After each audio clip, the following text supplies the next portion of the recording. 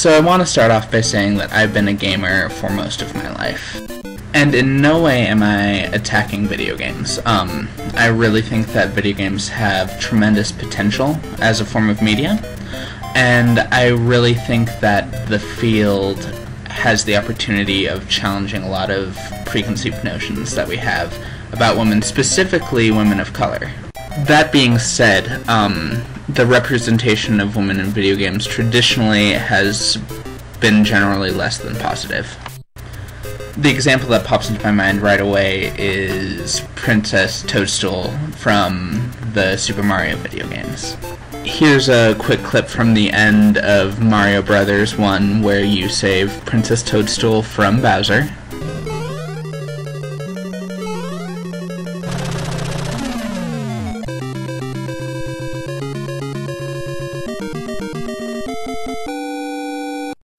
Super Mario Bros. 3, saving Princess Toadstool from Bowser.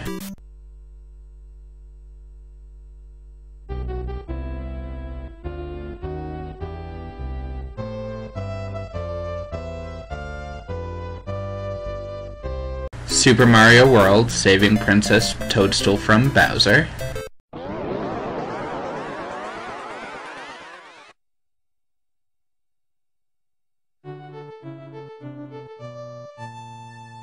So we're definitely seeing a trend here. We're seeing Princess Toadstool repeatedly getting captured and repeatedly needing to be rescued by Mario. And this trend is mirrored in another Nintendo video game franchise, The Legend of Zelda. From the first game in the series, which came out in 1986, we're presented the image of Princess Zelda repeatedly being captured by Ganon or being put under a spell by an evil wizard, and needing to be saved by Link, the hero of the game. Now, in recent years, this trend has been challenged, especially in the Legend of Zelda series. In 2003, Nintendo released The Legend of Zelda: The Wind Waker, and in it, when we initially meet Princess Zelda, she's in disguise as Tetra. And Tetra is a pirate queen, and she is incredibly spunky, and she is continually saving Link from disaster.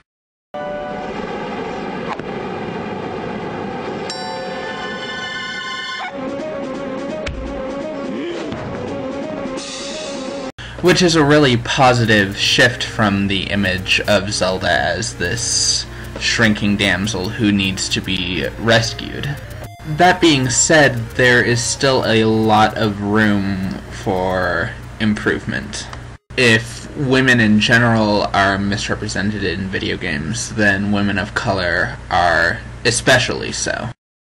According to Lena M. Chao, Félix Gutiérrez, and Clint C. Wilson II, not only are women of color traditionally underrepresented in media, they also tend to be incredibly misrepresented in the media. This trend is no different in the world of video games. The image that comes to me right now is of the Mortal Kombat franchise. According to Jessica Hagedorn, Asian women typically in film are either represented as extremely docile or as a sort of femme fatale character. The femme fatale stereotype is definitely carried over into Mortal Kombat with the character of Kitana. Here's a short clip from the most recent Mortal Kombat game that was released in 2011.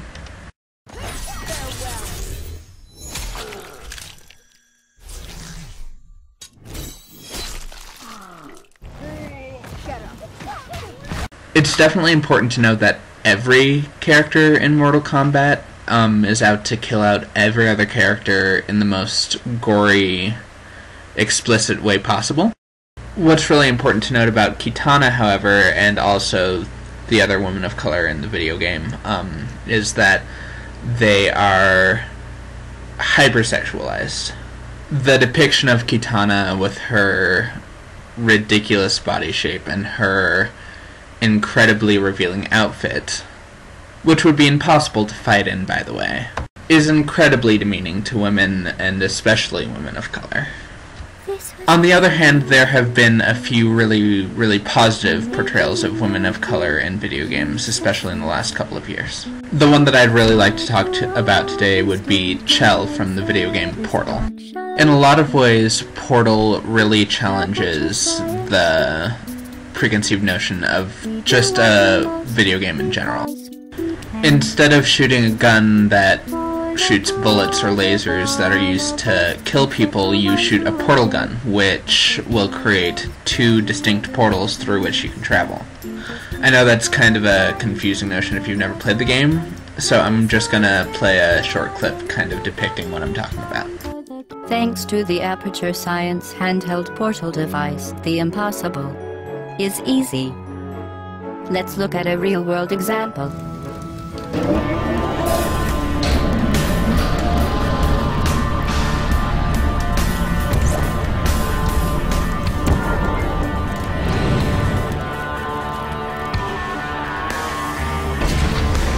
Chao is a woman of Japanese and Brazilian descent, and unlike characters like Kitana that have to use their sexuality and brute force, we never see any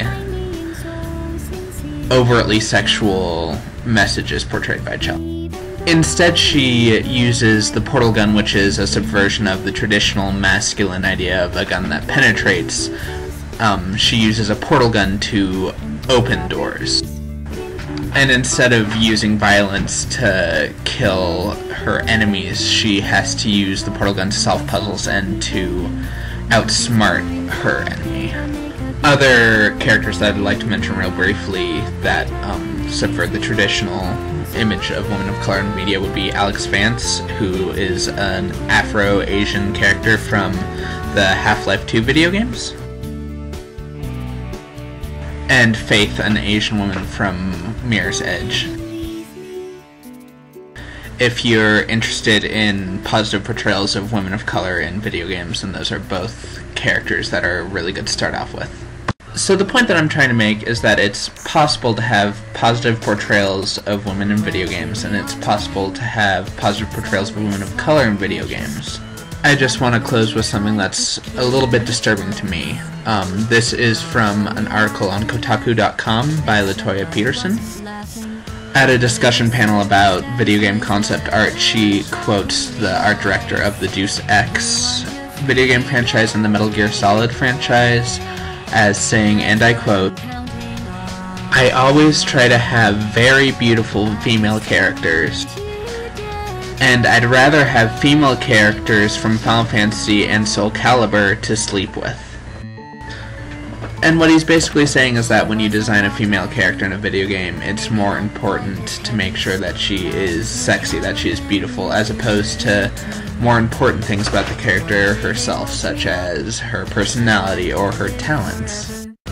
So in conclusion, video games tend to not portray women in a positive fashion. They tend to portray them in stereotypical roles, especially women of color, and while there have been some great strides made, especially in Portal, in Half-Life 2, and in Mirror's Edge, there's still an environment in the video game community that promotes stereotypes about women and women of color. And the only way that that's ever going to change is if we continue to create portrayals of women of color in video games, such as Chell, such as Alex, such as Faith, that really challenge the stereotypes about women of color.